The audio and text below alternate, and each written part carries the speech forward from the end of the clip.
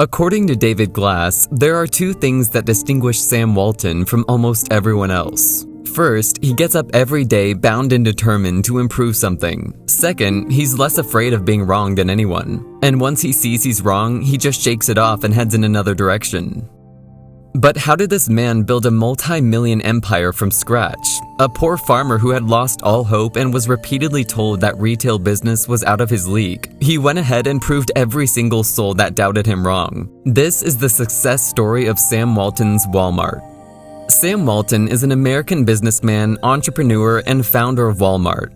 Thomas Gibson Walton and Nancy Lee gave birth to him on March 29, 1918 in Kingfisher, Oklahoma. Thomas Walton was a farmer, but the farm wasn't producing enough money to support his family, so the family moved around the country looking for greener pastures before settling in Columbia, Missouri. Sam was a teenager at the time, and he helped the family by working various small jobs while watching his father survive by turning a small profit on each business deal he made. He also saw his mother start a fairly successful milk business, which involved him milking cows and delivering milk to neighbors after football practice. His parents instilled in him the value of hard work, as well as the amount of effort that goes into making a single penny. Things weren't pleasant for Sam at home. His parents quarreled unimaginably, forcing Sam to write in his autobiography that his parents are two of the most quarrelsome people to ever live together. To escape the troubles at home, Sam joined sports as well as become a Boy Scout. He took up several odd jobs to support himself during school. Sam finally graduated from David H. Hickman High School in 1935 and decided to attend the University of Missouri to take his first steps into the business world, during which time he delivered newspapers and waited tables in exchange for meals. Sam had already tasted the struggles of coming from a poor and unprivileged background.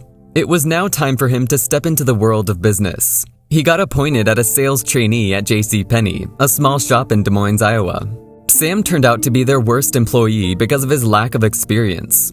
When World War II hit America, Sam decided to quit his job and serve his country by joining the United States Army Intelligence Corps. He held the rank of captain and served in Salt Lake City, Utah. In the later years of the war, he began dating Helen, and within a few years, he married her. Sam Walton decided to open a discount store after returning from the military. He made certain that fresh goods were always on the shelves. Sam leased a branch of the Ben Franklin store in 1945, and he opened a store with a $20,000 loan from his father-in-law and $5,000 saved while serving in the military. His goal was to sell products at a low cost in order to increase sales while maintaining a low profit margin. When it first opened, the store was a huge success. In the first year, it made $105,000 in revenue. By the fifth year, revenue had surpassed $250,000. Unfortunately, Sam's lease had expired and he was unable to renew it. As a result, he established Walton's Five and Dime in Bentonville. This location is now known as the Walmart Museum. Within the first 5 years, the company opened 18 stores in Arkansas and grossed $9 million in annual sales. On October 31, 1969, the company incorporated the name Walmart Incorporated and then changed it to Walmart Stores Incorporated in 1970. Sam continued to learn from his competitors and devised new methods to lower the prices of his goods. He replaced wooden shelves in his stores with metal shelves because they were less expensive and more durable. Another strategy he devised was to keep his stores open longer than his competitors. This was something that only Walmart did, and it helped make him more money. He also ensured that his customers had ample parking, and unlike his competitors, he never charged a fee for parking spaces.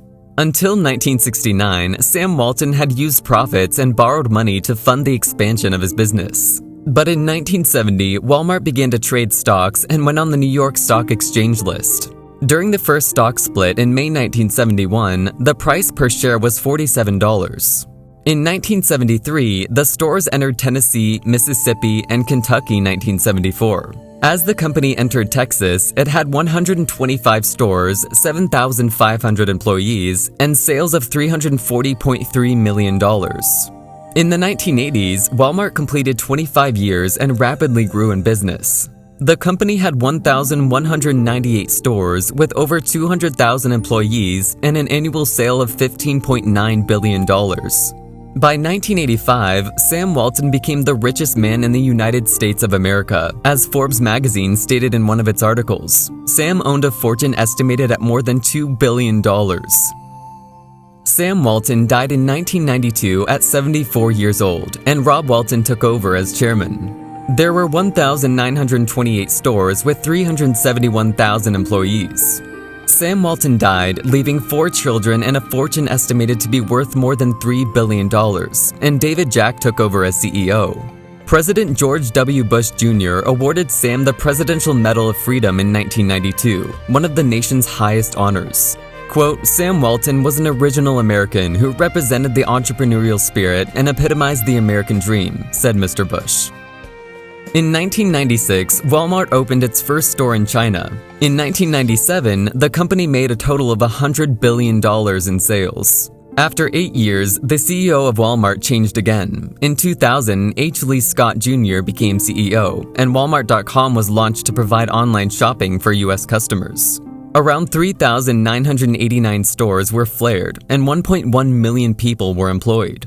2 years later, Walmart tops the Fortune 500 ranking list of America's largest companies. For the first time, Walmart steps into Japan.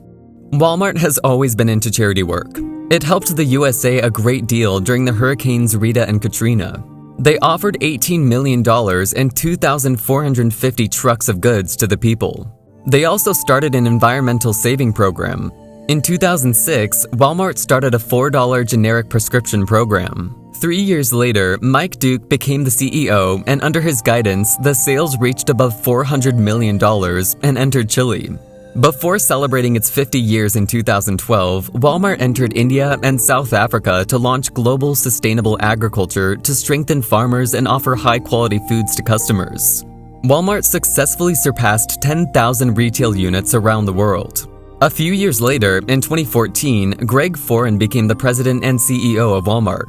Under his leadership, Walmart had 2.3 million employees, around 200 million customers weekly, and 11,000 stores in 27 countries.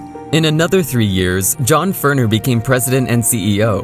Project Gigaton was launched to reduce greenhouse gas emissions, and they launched free shipping for 2 million goods. It was in 2018 that Walmart changed its name from Walmart Stores Incorporated to Walmart Incorporated. Along with that, 1 million employees got benefits from maternity and parental leave. They got Flipkart in India under their control and expanded their business to Brazil. In 2019, once again, the CEO changed to Kath McLay. The first health store opened, and Walmart decided to insource its advertising. The world was suffering from the effects of COVID-19 pandemic in the 2020s, so Walmart introduced some new employee benefits. Employees can now stay at home and take unpaid leave if they're ill or feel unsafe coming to work. If the employees contract the COVID-19 virus, they will be paid for up to 2 weeks. Walmart is the world's largest private employer, employing 2.2 million people. This year, the retailing behemoth announced a strategic partnership with Microsoft to use its software on a broader spectrum of clouds and artificial intelligence, a clear and explicit reference to Amazon's major competitors. Walmart Arco, based in Bentonville, Arkansas, said the 5-year agreement allows it to use Microsoft's full suite of cloud solutions, including Microsoft's Azure and Microsoft 365, to make shopping faster, easier, and more secure for customers. Ironically, Walmart never made it to Europe, where its profitable model hasn't been successful. Its English subsidiary ASDA was sold recently in 2020 after 20 years of ownership. The strong and established competition in Europe pushed Walmart out. Local brands like Tesco, LIDL, or Aldi did it better with their smaller business model, which is quite different from the one performing in the US. The working conditions overseas are another difference that led Walmart to failure. Indeed, Walmart is known for low margins and low salaries. But looking at the big picture, Walmart is unquestionably a retail leader we can all learn from. Passion and commitment led to success. The ability to maintain a singular focus is essential for success. Willpower and a can-do attitude, combined with a strong desire to succeed, can make a significant difference. Share your success with those who have helped you. Sharing aids in the formation of a partner, and together you can perform above and beyond your natural abilities. Motivate yourself and others to achieve your goals. Work should never be done for the sake of money or authority. Setting high goals, encouraging healthy competition, and assisting people in achieving their dreams can all lead to great success. Talk to people and show that you care. Communication is the most effective way to understand people. The more they learn, the more they will care. Nobody can stop them from succeeding once they start caring. Appreciate and reward people for their efforts and results. A few well-timed, sincere words of praise can never be replaced. These are both free and extremely valuable. And with that, we've come to the end of the video. Check out our other videos to enjoy similar content.